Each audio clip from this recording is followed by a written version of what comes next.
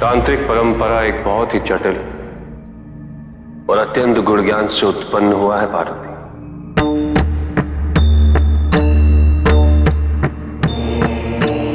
इसका संसार अत्यंत विचित्र और विशिष्ट भी है।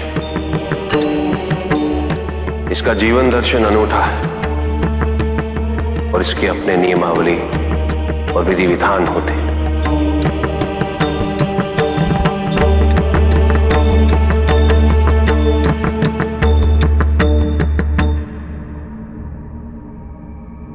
इस ज्ञान और विचारधारा के अनुयायियों के लिए अत्यंत आवश्यक है कि वो उसकी नियमावली और आचार संहिता का अनुसरण करें।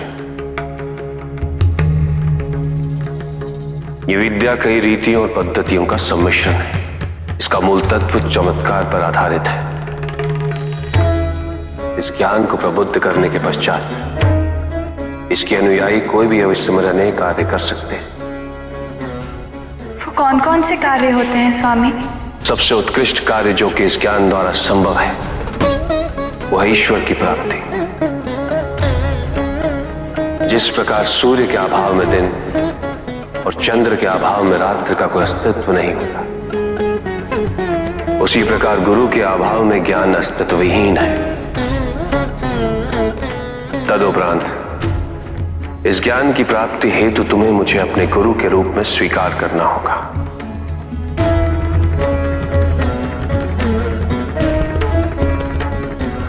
अहो भाग्य कि हम अपने पति द्वारा ही ज्ञानोदित होने जा रहे हैं। नहीं पार्वती, मुझे गुरु के रूप में स्वीकार करने के पश्चात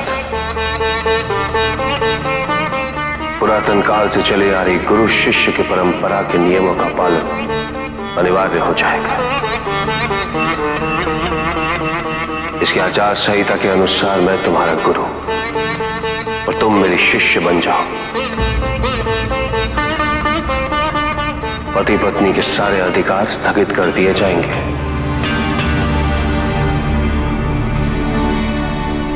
क्या तुम्हें स्वीकार है?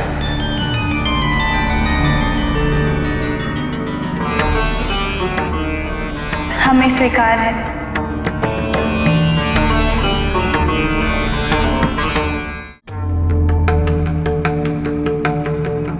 तंत्र विद्या कई भागों में विभाजित है।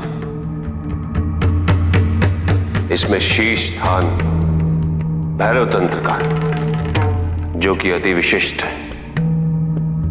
इस विद्या की प्राप्ति आवश्यक ही नहीं, अभी तो आगे के ज्ञान तक पहुंचने के लिए अनिवार्य भी है।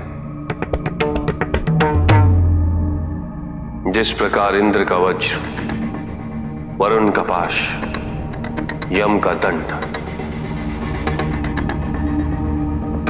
और अग्नि के दहक उनके महाबली शस्त्र है, उसी प्रकार तंत्र विद्या का महाबली शस्त्र है भैरव तंत्र। इस विद्या को प्राप्त करने के पश्चात सूर्य को भी निस्तेज किया जा सकता है। भैरव तंत्र को प्राप्त करने का एकमात्र मार्ग है एकाग्रता। किंतु ध्यान रहे पार्वती, यदि किसी कारणवश एकाग्रता खंडित हुई तो यह विद्या सौभाग्य के स्थान पर दुर्भाग्य के कुछ प्रभाव को उजागर करने लगेगी।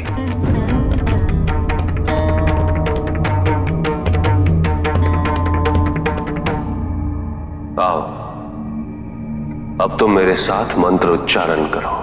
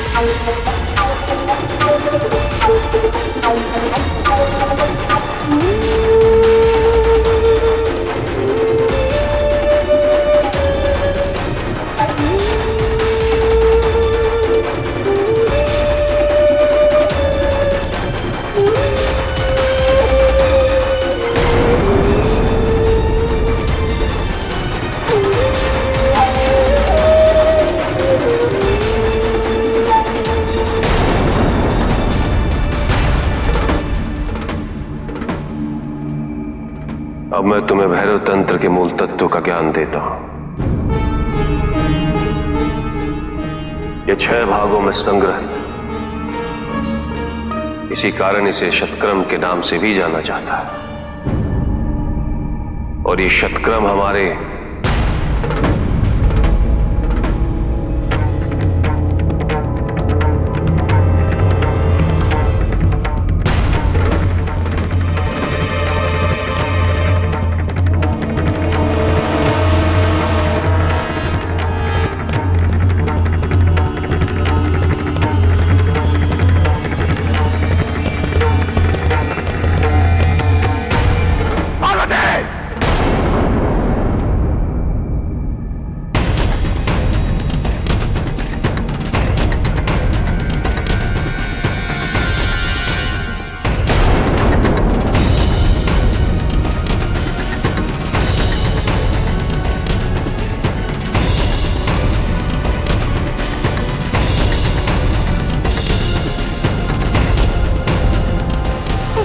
बड़ी त्रुटि कैसे हो गई?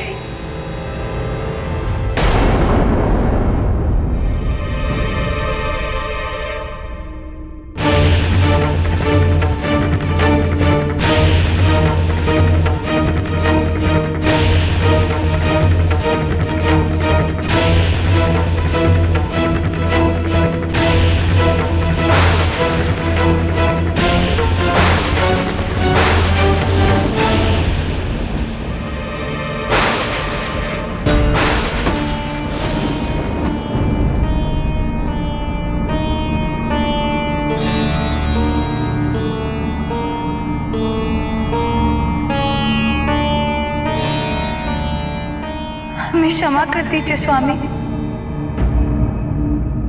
तंत्र विद्या के ज्ञान में क्षमा का कोई स्थान नहीं होता पार्वती। त्रुटि होने के पश्चात दंड को स्वीकारना ही पड़ता है। यदि तुम्हें ज्ञान ग्रहण करने की मंशा नहीं थी तो तुम्हें अधिकार ऐसा कदापि नहीं है। हम इस ज्ञान को प्राप्त करने हेतु तत्पर हैं, किंतु हमें स्वयं आश्चर्य हो रहा है कि हम कब और कैसे निद्रा से प्रभावित हो गए।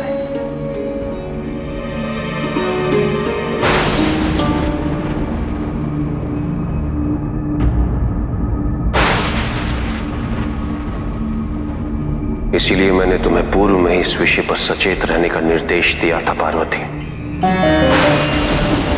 मैंने तुम्हें बताया था कि तुम इस ज्ञान को प्राप्त करने हेतु सक्षम नहीं हो, किंतु तुमने मेरे कथन पर कुछ विशेष ध्यान नहीं दिया और मुझे इस ज्ञान चक्र को आरंभ करने पर विवश कर दिया। हम पुनः आपसे क्षमा याचना करते हैं स्वामी। आप कृपया इस ज्ञान को पुनः आरंभ कीजिए। इस बार हम धैर्यपूर्वक और एकाग्र होकर इस ध्यान को ग्रहण करेंगे। हम आपको वचन देते हैं।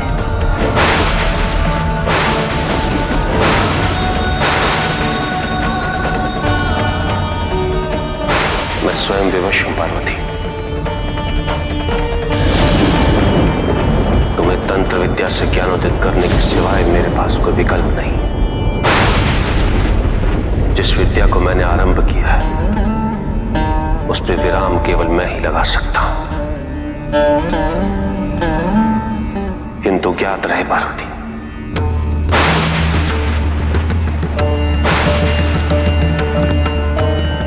यदि इस बार कोई त्रुटि हुई तो अनिष्ट होने से कोई नहीं रोक सकेगा।